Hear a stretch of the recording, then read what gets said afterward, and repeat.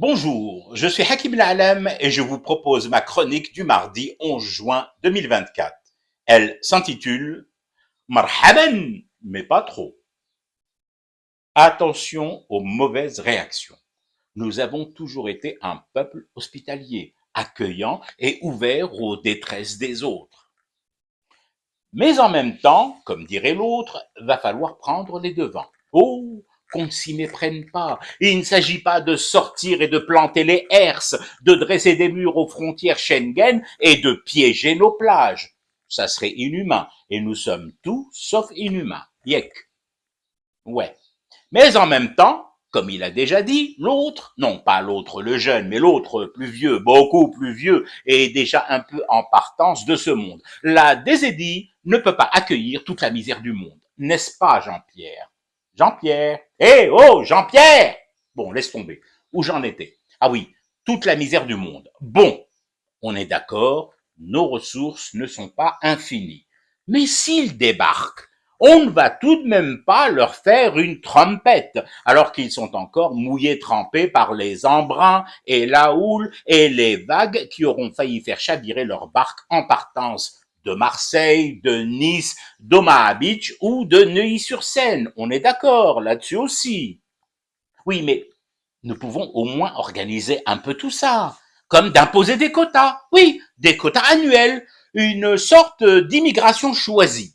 Je crois que d'autres pays l'ont fait avant nous, si mes souvenirs sont bons. Je sais, c'est contraire à nos valeurs et aux croyances religieuses d'une majorité musulmane de notre population que de n'accueillir les réfugiés que sur la base de nos seuls besoins économiques et de main-d'œuvre.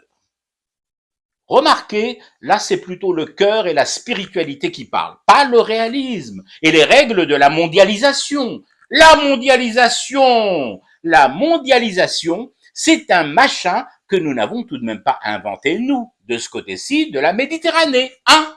La mondialisation t'oblige à regarder de plus près, au plus près de tes capacités financières, des besoins spécifiques et prioritaires de ta population locale, de son pouvoir d'achat et des risques d'apparition de zones de non-droit, des arrondissements, voire des départements entiers qui échapperaient aux règles du vivre ensemble républicain et tomberaient fatalement sous la coupe du communautarisme judéo-chrétien et de l'ensauvagement, comme dirait l'autre.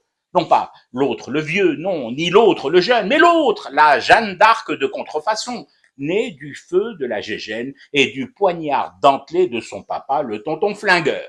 Alors, allons-nous laisser nos voisins français qui vont fuir cet autre et son fils adoptif, Jordi, aux mains des pastilles Vichy, du fantôme du maréchal nous voilà, des ombres furtives de la collaboration et des affiches rouges, comme ses voisins nous ont laissés en rade lorsqu'en proie à nos frères des montagnes, nous avions juste demandé à acheter des jumelles pour mieux exorciser de nuit le mal et la peste verte.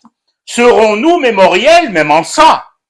Ou allons-nous, en bons désédiens que nous n'avons jamais cessé d'être, tendre la main à l'échouage des barques, remonter à la surface les crinières blondes, couvrir de couettes chauffantes les transits de l'effroi fasciste? Pour l'heure, je suis assis face à ma mère, pensif devant autant de calme, de ce calme annonciateur de tempête, et que mes rochers perpétuels attendent et endiguent et épousent depuis tant et tant de conquêtes repoussées. Seul, face au mouvement perpétuel de la Dniador, la terre qui tourne, seul, je fume du thé et je reste éveillé. Au large, le cauchemar continue. C'était Hakim Na'alam, je vous retrouve demain pour une autre chronique et une autre façon de dire son amour à l'Algérie.